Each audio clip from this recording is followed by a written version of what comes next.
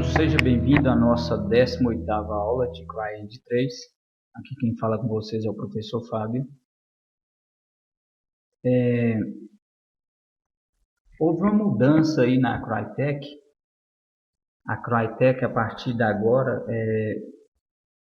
não terá mais suporte para a CryEngine Free, ou seja, a CryEngine gratuita. A partir de agora, quem quiser trabalhar com a CryEngine terá que fazer uma assinatura mensal, pagar em torno de R$ 20 por mês, para ter acesso à CryEngine. Só que a vantagem é que essa CryEngine, a Engine, você pode criar qualquer tipo de jogos e sem precisar pagar aqueles 20% que a gente pagava assim que a gente concluísse algum projeto. E para quem quer continuar as aulas, quem quer continuar apenas aprendendo a utilizar essa ferramenta, nós temos aqui, eles vão continuar aqui com a versão, aquela versão free. É só vocês virem aqui em suporte, nesse link suporte aqui embaixo. E aqui nós temos a última versão que foi lançada, foi no mês de março de 2014. Segundo as informações da Crytek, essa foi a última versão free. Então não haverá mais suporte para a versão free. Esperamos que haja alguma mudança aí a respeito da CryEngine para estudos, tá? Para estudante, alguma versão para estudante, mas por enquanto, quem quiser utilizar uma versão mais nova terá que fazer assinatura. Ainda essa versão free aqui pode ser baixada, é a 3.5.8, que é a que a gente está trabalhando, pode ser feito download normal, assim como eu ensinei lá na primeira aula nossa, e para poder estar acompanhando as aulas. Outra coisa, vamos partir aqui para a CryEngine. Então, eu vou abrir aqui a CryEngine. Eu fiz algumas mudanças aqui. Se vocês puderem observar, eu adicionei algumas pedras na nossa última versão. Essas aqui são as caixas que a gente criou do 3D Max e do Blender. Então, eu criei essa vilazinha aqui. Algumas mudanças básicas aqui foram efetuadas. Se vocês observarem lá na frente, eu não tenho mais, não consigo ver as montanhas, porque se eu diminuir um pouquinho o tamanho, ou seja, a visualização aí do terreno. Uma das configurações que é interessante a gente estar fazendo é essa configuração aqui do spec, config spec. No caso aqui eu estou usando o low porque meu computador é básico, não tem tanto suporte, então eu utilizo o low. Se você quiser melhorar a qualidade aqui, ou seja, da visualização do seu projeto, você pode usar qualquer um desses outros. Para a gente poder gravar um ponto inicial, suponhamos que, por exemplo, eu quero gravar esse ponto aqui. Então eu pressiono Ctrl F1.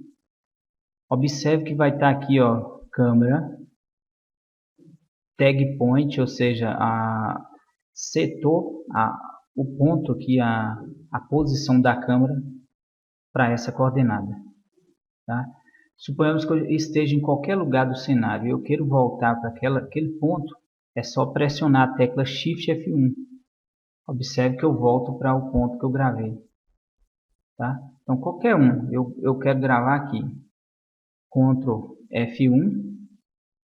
E a hora que eu quiser voltar para o ponto, eu pressiono Shift F1. Ok? Beleza. Outra questão aqui é a questão das configurações de iluminação.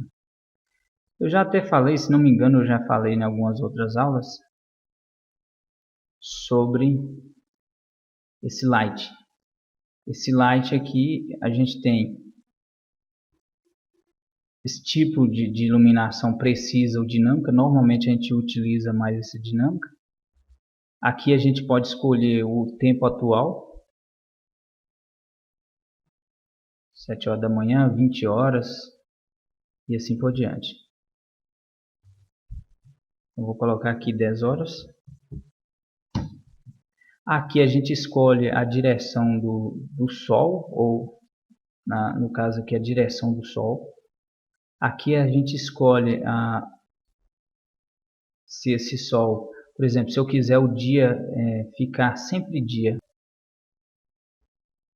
então é só eu posicionar aqui. Então ficou sempre dia, nunca vai ficar noite.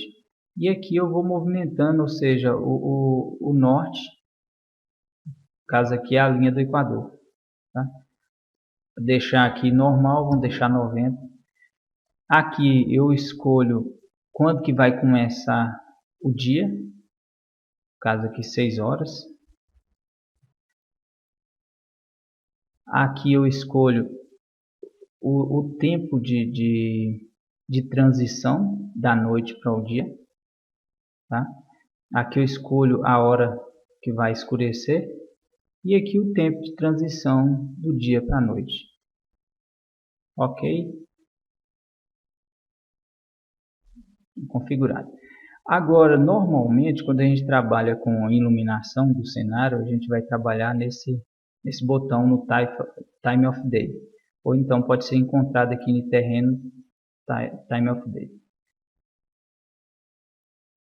Aqui nesse Time of Day, primeiramente, antes da gente começar, vamos importar aqui um Time of Day, já pronto lá da cliente, para a gente poder estar trabalhando. Então, vou vir aqui nesse botão, vou mandar importar, client, editor, e aqui o Default Time of Day, abrir.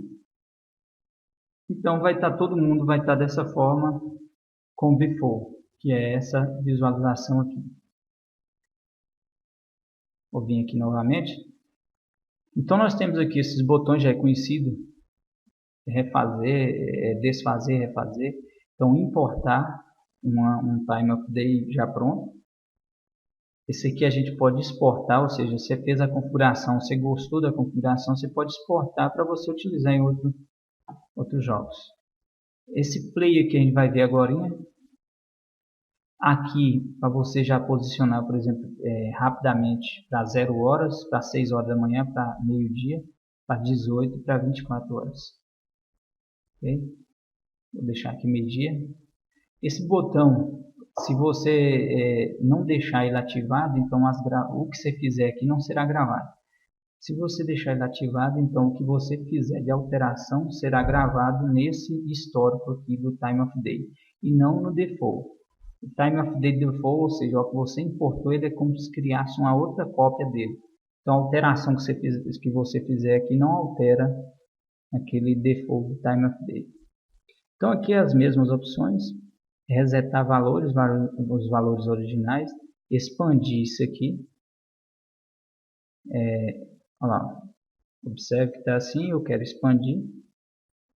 Isso aqui, propriedades, normalmente vem as propriedades básicas, que é dessa forma.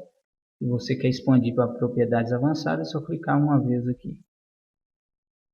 Aqui a gente tem as definições de horário, por exemplo, a hora que você quer aqui definir para o cenário, início.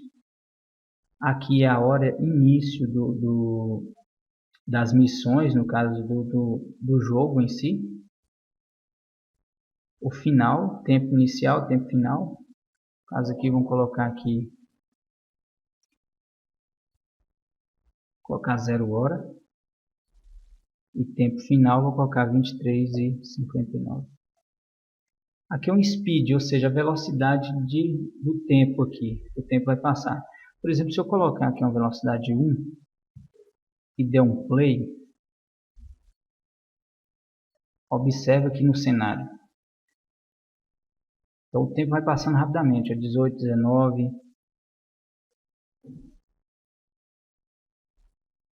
Olha lá. Aí reinicia tudo novamente.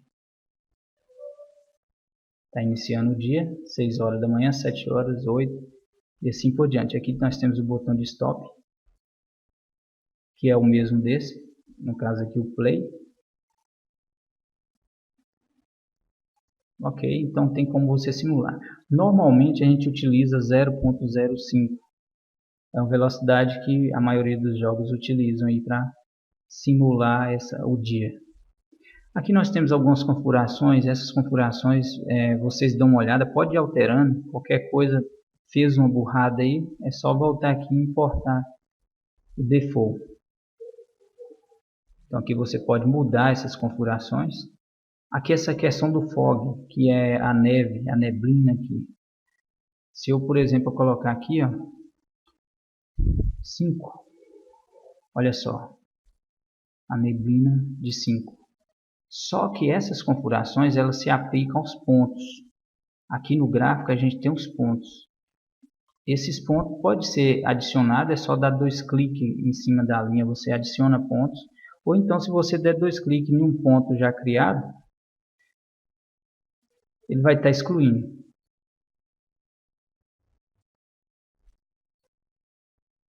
Pressiona a tecla Ctrl, tá? Desculpa. Então, pressiona a tecla Ctrl e a gente clica. Então, você pode movimentar por aqui também. Então, aqui você consegue um detalhamento da neblina, como que vai ficar sua neblina. Tá? Mas, por enquanto, vamos deixar no padrão, da forma que estava. Aqui tem várias configurações de estrela noturno, quando tiver à noite, se você quer muitas estrelas ou poucas estrelas, a intensidade dessa luz. Aqui na guia avançado aqui, a gente tem várias outras configurações, por exemplo, noturno aqui. Vamos colocar aqui para 22 horas. Então 22 horas é noturno. Mas se vocês observarem, é noturno, mas eu estou enxergando tudo aqui. Vou puxar um pouquinho para cá. Então eu estou conseguindo ver os objetos. Para mim não ver esse objeto, eu posso mudar isso aqui. Passar aqui para 2, por exemplo. Olha só, já ficou todo escuro. Só que isso aí você tem que aplicar, ou seja, aplicar no período aqui onde você quer. Por exemplo, eu quero eliminar esse ponto aqui, ó. Então ele vai começar de 6 horas.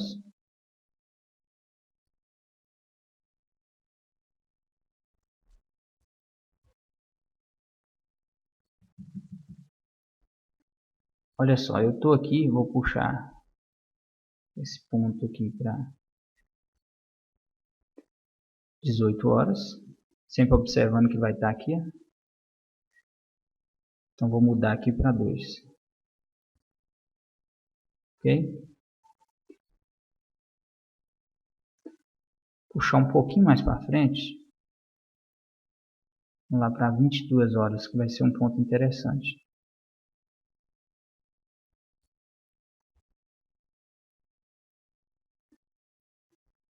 Então vai ser a partir desse ponto aqui. Então vou colocar 2 aqui. Olha só, ficou escuro. Então aqui, ó, se eu entrar no modo de jogo aqui, observe, está tudo escuro. Então se eu ligar aqui uma arma que tem luz, ok? Então tem muitas pessoas que às vezes falam assim, ah, mas eu não consigo, ou seja, está muito claro o cenário, então você pode vir aqui e alterar essa configuração, ok? E aqui você pode ir trabalhando, mexendo com as configurações de neblina, a cor do sol, tá? Pode ir mexendo aqui, por exemplo, da noite aqui, ó, do tamanho da lua, o posicionamento. Eu vou falar daqui a pouquinho sobre isso, que vai estar em outra janela. E então aqui vocês podem estar tentando, familiarizando com isso aqui, mudando a cor do sol, da lua, tá? Mexendo aqui com essa parte do fog, que é a névoa, familiarizando. Então, se alguém tiver alguma dúvida, pode entrar no site da CryEngine e lá nas ajudas. É claro que está tudo em inglês, você pode utilizar o navegador Google Chrome e fazendo a tradução disso, ou seja, já traduzir aí o manual e dar uma olhada nessas configurações padrões que lá são explicadas. Então aqui a gente tem as configurações de Sky, que é das nuvens. Ok? Então tem muita configuração que você pode estar trabalhando. E quanto à questão da Lua, que eu falei que eu ia falar com vocês aqui, vocês podem vir aqui, ó, nessa aba, clicar aqui em Environment, ou seja, configuração ambiente, e aqui embaixo a gente consegue mudar aqui a altitude, a longitude, o tamanho da Lua, no caso o size, no caso está 0.9, se eu colocar 0.2, por exemplo, vocês podem observar que diminuiu. Ok? Então aqui com isso você pode mudar o brilho, a intensidade da luminosidade da Lua e muitas outras coisas aqui você pode estar trabalhando aqui. Uma das coisas interessantes que eu acabei fazendo aqui, ó, deixa eu mudar aqui para 10 horas da manhã. Aqui. Olha só. Eu estava tendo problema aqui, ó. Observe que aqui, se alguma desses conteúdos aqui ficar em vermelho, significa que está extrapolando o limite máximo aí. Então eu estava tendo problema aí, principalmente com o atrito, igual às vezes dependendo, às vezes as caixas, as árvores, elas ficavam sem atrito. Por quê? Quando eu fui observar, estava extrapolando aqui o shadow, a sombra. Então tinha muita coisa, muitas árvores emitindo sombra. Então estava extrapolando a quantidade de sombras e ele acabava, para compensar isso, ele tirava o atrito em alguns objetos. E aqui dentro dessa guia aqui, ó, de configuração de ambiente, você pode definir a distância, a visualização, a distância de visualização. E você pode definir esses dois itens aqui. Aqui no de vocês normalmente vai estar dessa forma, 8.000 e aqui embaixo por 1.000.